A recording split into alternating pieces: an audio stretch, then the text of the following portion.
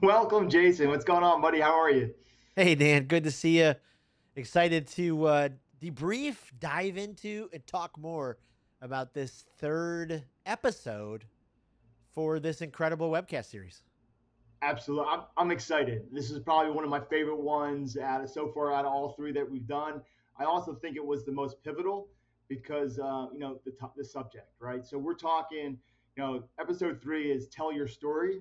I think it's so important for advisors and financial professionals to be able to communicate their value to their frontline staff. Without that, I mean, there's really not much. Right, I've and seen. I hate to jump in and interrupt you, but I just had to real quickly. I know what probably some people are already thinking, like, why should I have to tell my story and make sure that the frontline staff team knows? Like, I'm too busy. And so I'd love for you to address that for a second, because that's just a powerful thing that happens when we go, wait a minute, no, no, no, this is my job. So great point. And what I see, and this is a true fact across my footprint, across my career, the best financial professionals that are out there are the ones that have the best relationships with their frontline staff and their bankers. No questions about it. Why is it important for them to share who they are and sell their vision? Because without that, how can they help you achieve your vision if they don't know what it is? We talk a lot about that in the field, and I think it's so important for advisors to see that and really partner with their frontline and their bankers. And the way you do that is, you communicate your story and how, what you're looking to achieve with those individuals and how it's going to help them and help you, and more importantly, help the firm grow and build their brand with Right. people. And we Right. talk about trust all the time, right? I love it. And sometimes the word story is used a lot, right? Like, we talk about story a ton, but sometimes it goes hand in hand with vision. And your vision, it's a story. And so you've really you've got to learn how to become a storyteller. And we talk a lot about this with the Speak with Your Client training series. And in the new client communication playbook, I talk about, we do a whole chapter on being a story catcher, because you got to be able to sit and listen to your clients and catch different parts of their story. It's the same with your coworkers. Like, you're not going to build the trust if you're not doing the time. You're not doing the time like you have to. But if That's you're funny. not spending the time, standing over the Keurig waiting for coffees and asking about, Michelle's son who, just made the 8U baseball team or whatever. Those are the important things to know. So when you circle back and say, "Hey, Michelle, did you know if you have, any customers along XXX, you got to tell me about them," so they understand that. That's, it's so incredibly important, but sometimes it just falls on the wayside. And we've got to make sure we raise that up, because it's so important to be able to understand it. And one of the things that hits me all the time, it's a great leader, I'm trying to remember his name, but I think his name is Andy Stanley. He talked all the time about how vision leaks. And sometimes we think, right, at the monthly huddle, I share my thing, they should remember it all. There are so many pieces of information running through their heads all day long. You've got to keep selling the vision. And, in the episode, we talked about it. And I love that in your home studio, you have that sign right behind you, but it has three, points on it. And one of those is to sell the vision. Absolutely. Yeah. That's dear to me. That's one of my three main characteristics, I guess, when I bring what I bring to my daily workday, right? And those three things are: be intentional in everything you do. So if you're a financial professional, be intentional. Make sure you're building those relationships and you're getting to know your bankers and your frontline uh, staff in order to build that energy and build that synergy with the whole branch. And if you have multiple branches, that's important. Second, now, not later. Have a sense of urgency. 12 months go by really fast. You're building your book of business. You're building towards goals. Your clients are getting older. These are all things where urgency really wins the day. So now, not later. And then last, it's sell the vision. You cannot achieve your goals without selling the vision to everyone. And that's something that's one of my core values, and something when I feel passionate about something, I like to sell the vision. And I think our financial professionals out there that are selling the vision are probably the most successful because they're getting other people to help them achieve that vision. It, and we can edit this out if I'm going to a place I'm not supposed to. But didn't recently one of the financial professionals that we've met at different things, didn't they do a bowling night with some of their team? And I think of those type of moments where it's like, okay, we're all busy, we all have a million things to do at night, but even the time that leader took to spend time with their frontline team, oh my goodness, like that just did nothing but build trust. So when you have the opportunity to sell the vision, there's so much more receptive to it. Absolutely. The individual that you just mentioned, I mean, his great example. Relatively new advisor, eager to learn, a sponge for knowledge. But what I was most impressed about by far is the relationships he built inside his financial center. You could feel the energy when I walked in. We talked about in episode one, right? I walked in, I had 2, 3 people come up to me and say, "Oh, you must be Dan. How are you? Oh, you excited about tonight? Oh, it's this person's birthday. We're gonna have fun." And they were excited about the training, and it was just the atmosphere was awesome. And they took pictures with them for his birthday. They had jokes made up. It was really fun to be a part of. We took pictures, and we ended up going bowling, where he got this, you know, in a friendly setting, a fun setting. He got to share his vision, what he wants to, where he wants to go, where he wants to take the branch, how he wants to be successful, how he laid out the pathway. It was just really impressive. Again, I expect high expectations from him. He's gonna blow it out of the water. It's gonna take him some time, but I mean he's on the right track for sure. I love it. Okay, so let's dive in for a second because I know it probably seems like one of those things that we all know, and I'm gonna put up a slide here for a second. Wrong slide. Here it is. But there are some common reasons why our teams don't refer, and it's partly because we haven't told the story. We haven't sold the vision. And so it's things like they're just not clear on how the financial professional can help because we haven't done the job. There's some uncertainty there. There's assumptions that are made about the clients. That client doesn't need the financial professional. And that's Uh, probably the biggest mistake being made by inexperienced frontline. yep, See someone come in, you assume they're in just for making a transaction. They're wearing what you're getting your biases based on what the client's wearing, what they look like. But yep, that's all in our head, man. That's an obstacle that's an obstacle that we put in front of ourselves. yep, You never yep. know when the next referral is coming, with the next opportunity is walking into your branch. You should treat everyone the same, and bring the energy for everyone that walks in the branch. That's so good. And the last couple, there's just not the personal relationship. We just, you know, talked about that incredible bowling night. Even moments like that, they don't have the kind of relationship where they can actually talk about that. Or the last common reason was there's just prior negative experiences, like maybe they tried before and then the financial professional never followed up. Um, sometimes we get a little territorial, and so that doesn't help. And so we gotta stay away from those things. We have to understand it's on our shoulders to tell the story. Vision leaks, and we've got to find ways to tell it over and over. Now, the big part is sometimes when we tell stories, And I'll just put myself in, in the shoe for a second, as I'm talking with some of my frontline team, teller or licensed banker or whoever. And instead of saying, you know what, guys, you already know this. Like I'm pretty incredible at what I do.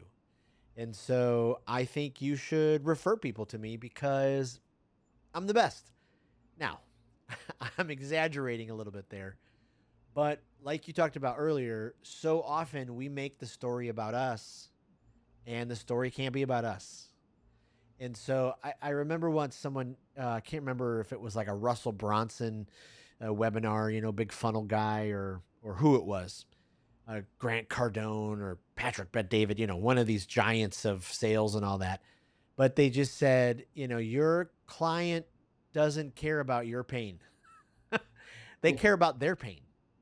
And so it's the same thing with our colleagues. Yes, once the trust is built there, yes, they're going to care about us and all that.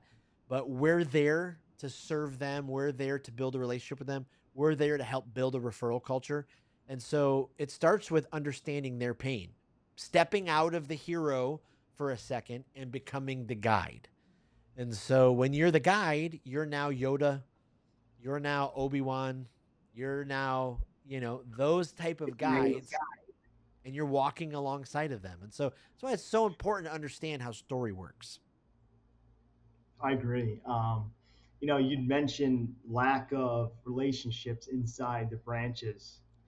And I'll tell you what I see a lot, and this is common. Like sometimes it blows me away, but you know, I go around and do a ton of training, as you can imagine, with this series. But we do a lot of referral training inside the financial centers across my footprint. And every once in a while, I get advisors that say they're not interested, and I mean, I, I, I have a hard time, really grasping it that they're not interested in building up the people around them. Uh, the main when that happens, and it's rare, but it happens. The main reason is high turnover, Mm, right? Or I don't have time, or it's not my job to train them. I've heard a ton of different reasons, but the reality is, it's if you want to be successful, it's your responsibility as a financial professional to teach the people around you to get you the referrals. I mean, that's the main reason why a lot of people work inside the financial institutions, because there's a referral base there. You have existing clients that you can call on and talk. So that's something that I just never really fully understood. Um, but I will tell you, it's the most important is to have that ability to communicate and to build those relationships. And here's the thing: it's almost a catch-22. Maybe the reason there's not a whole lot of continuity and you have a lot of turnover is you're not building those relationships. If people felt valued and they were energized and they felt like they were part of something bigger than themselves, and that's all your job as a financial professional. That's all on you to yep. convey that to the team.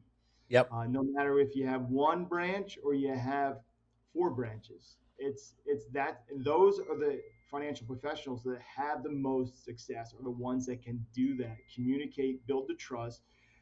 The individual that we just talked about, uh, you could feel it in the conversation. There was so much energy when I walked into that financial center, and it's rare. Like, I don't see that a lot, but there was so much energy. There was laughing. There was Yep. this, just genuine friendship.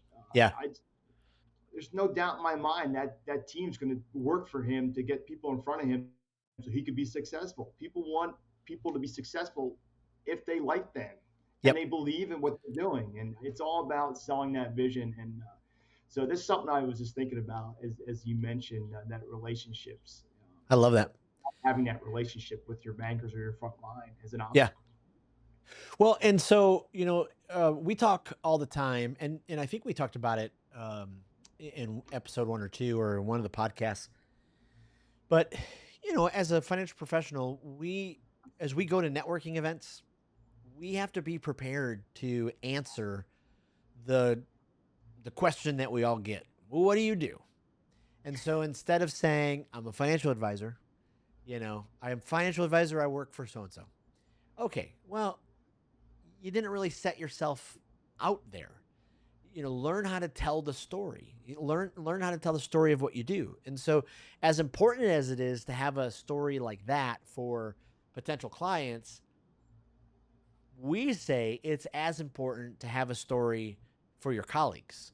So, yeah, I Absolutely. guarantee you, if you went and surveyed some of the frontline team, and you say, "Hey, what does Donald do over there? He's our financial professional," and I bet it'd be a higher percentage that are like, it's a great guy, does financials, Like, So to have that colleague pitch as well, that colleague, elevator pitch, we actually shared one in the podcast, but something like, I help customers plan for life goals. I make you look good by taking great care of those you refer. It could be something as simple as that, that speaks into your brand, because we're all, passionate about different things. And so, being able to have that. So when you do have those conversations, you've built the trust, you built the relationships. Now they know, as they're talking with a client or, potential customer, and they're like, oh my goodness, want to save for college, you've got to talk with Donald. Those kind of things. That's why it's so important to be able to know what you do and how to communicate it. yeah, I agree. It's fun to watch. And look, it's fun to go in and train and be a part of the branches and being be welcomed in to that team. So I enjoy doing it, and I love seeing you interact with advisors when you're brought in to do speeches and presentations and Yeah. training. We really get to learn a lot from financial professionals, right? We get to learn from the front line. I Oh, think a it's lot of it, incredible.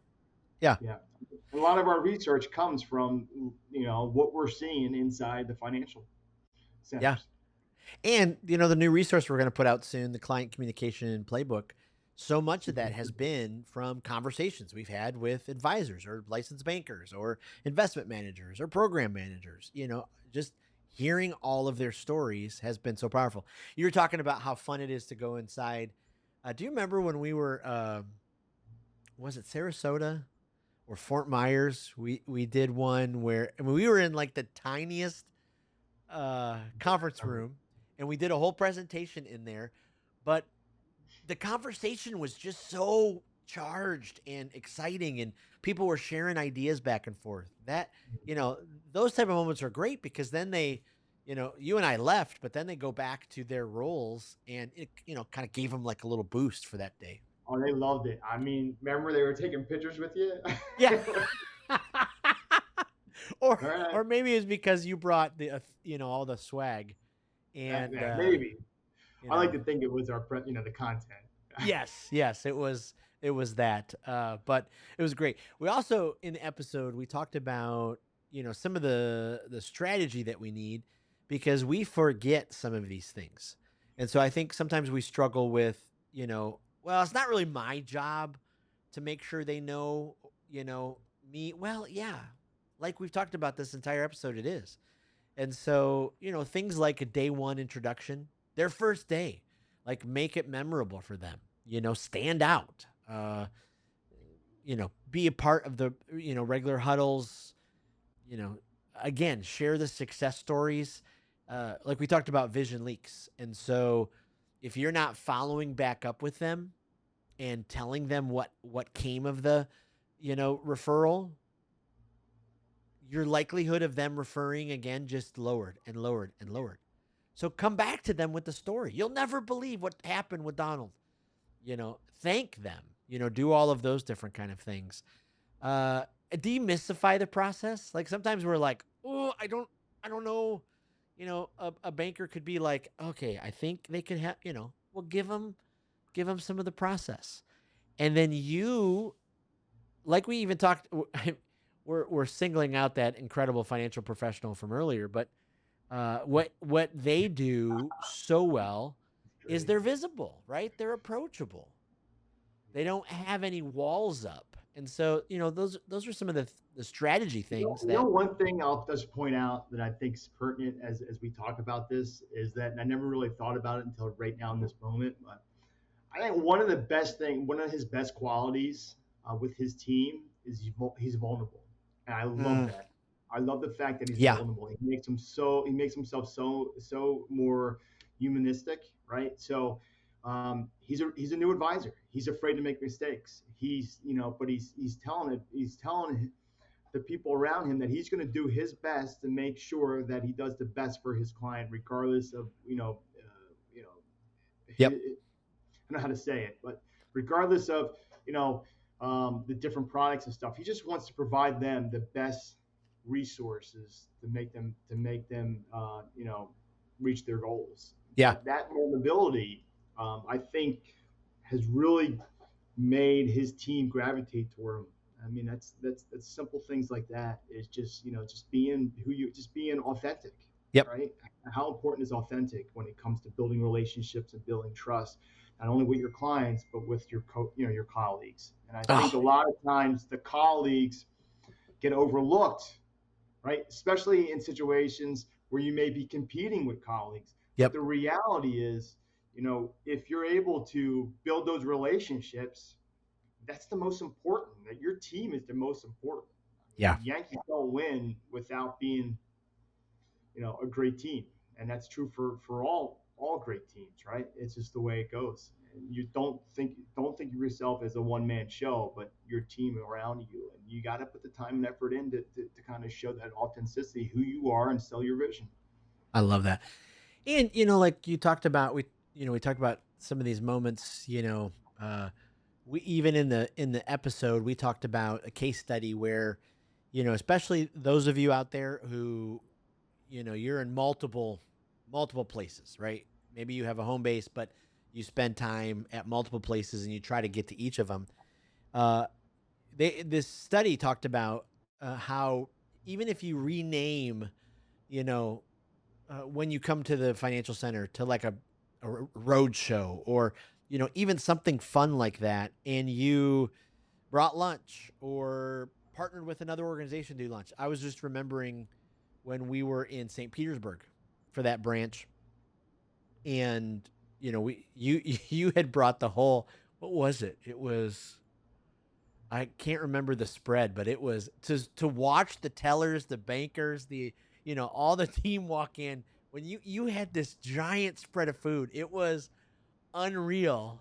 And I think again, that we're was Cracker crammed in this conference room, but they're Day. Yeah. eating, laughing. We're going through the presentation. That that advisor, I mean, he like our role in this is to make them the hero. And so they walked away being the hero that day. They did. They did. That was fun, man. That was a fun time. We need to You know, follow up with him.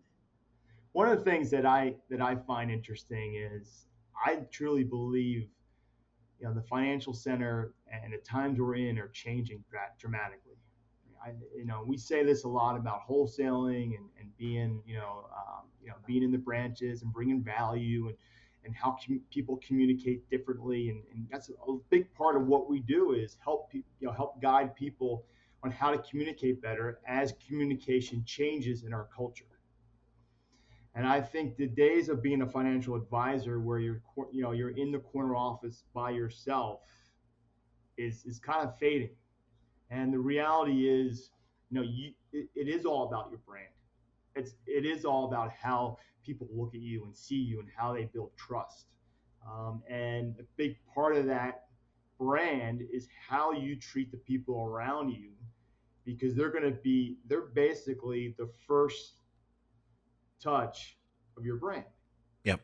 like it or not. They sit in the same branch as you or the financial center as you. They are part of your brand. So you want to control that brand. You want to be in part of their lives, and you want to help make them successful. In doing that, it will come back to you in twofold, Yeah. and you will have a lot of success at your firm and with your clients. Yeah. And then I'll slap up this slide from the episode, but this is it. Like, be the best teammate anyone has ever experienced. I mean, that's just exactly what you're talking about. I I mean, those type of things. It's as simple as learning the names, learning their families, all the stuff that you're doing for your clients, do for your colleagues.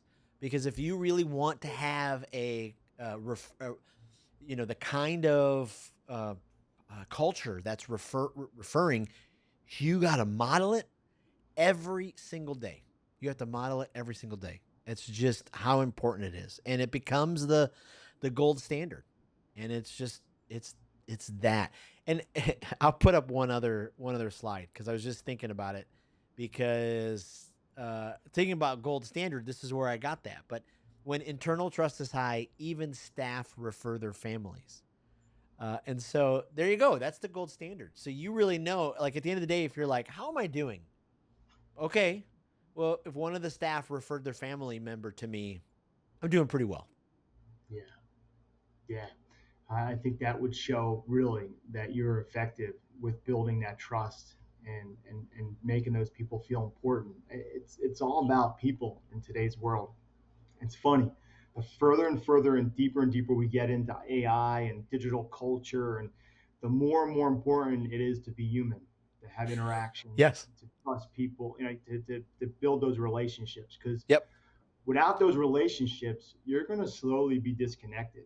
And I think, as you know, it seems silly to talk about, but as a customer and as someone who's getting ready to retire, or like, you have a need to be with people, Yeah. especially older clients. A lot of older clients don't have the network that they were used to having. They Yep. come into the branch for that connection, for that conversation, for they hear their name, to feel important. As a financial professional, you really have to embrace that now more than ever, because it's just the way it is. People are getting more sucked into the digital culture, especially the younger generation. So how do we draw out that interaction?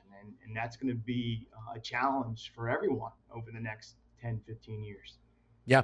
And that's why a little shameless plug in the playbook that Speak with People is producing, the client communication playbook.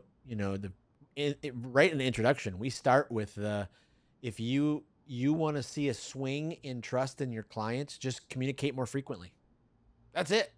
That's it. And so I remember we were doing a training. I don't know if you were at this one, but we were in a room with, probably 60 advisors from a credit union, and we're talking about, just this concept. Guy raises his hand. He's like, I got 900 clients, 900 on my book. I was like, okay, well, there's probably an internal problem there. Like, you know, I don't know if anybody can. So, where do you start? I don't know if you start with like, the top 10% of assets under management. I don't know, where you do it, but there's a great leadership principle out there that says do for one what you wish you could do for everyone. And so as much as you can, pour into those client relationships, but pour into the coworkers and the colleagues, because those type of things drive it. And one of the things we talked about at the end of the podcast was that if you really want more referrals, communicate more.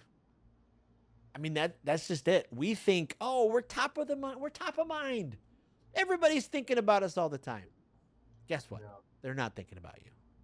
Now, if you're a pain in the butt to work with, if you always take the last K cup from the Keurig, if you never replace anything, yeah, they're probably thinking about you. But you don't want to do Not those in a things. positive way. No. That's great. Yeah, look, I've been doing this for a long time inside the financial centers, and the one thing that I always go back to is I always feel like the banks are the center of the community, because you have, most of the time, I would say 90% of the time, you have multicultural individuals inside the financial centers trying to help the community reach their retirement goals. Yep. And it's just good people trying to help other people. It really is. And if you can tap into that, there's sky's the limit. I mean, Yep. people are your most important asset. They're their most important tool to be successful. And when you get to watch people be successful, you get to help people. I mean, that's one of the reasons I love doing what I do, because I get to help other people be successful in what they do. Yep. You can help someone who's been doing it for 20 years. You can help someone who's been doing it for 20 days. Yeah. And just to watch others have success and grow Yep. is is so great. So I don't understand how you cannot enjoy working with other, your front line to help build them up in order for you to get those referrals. And the more referrals, the more opportunities you're going to have to build a book of business, to help people, to grow your revenue, and to differentiate yourself amongst your peers. Yep. Yep. Absolutely. And that's huge. And that's why I've been loving this webcast. And that's why I just think it's so incredibly important to be able to get the reminders of this type of thing. So I can't wait for the next one. Absolutely. So, Jason, I guess we'll wrap it up there. Excited for episode 4. It's going to be pretty solid. It's going to come out in a week and a half, and I'm looking forward to it. And I love these conversations that we're having. I like diving a little bit deeper. So I appreciate you, man, and looking forward to doing this again. Yeah, you too. Can't wait. All right, man. I'll talk to you soon. Take care.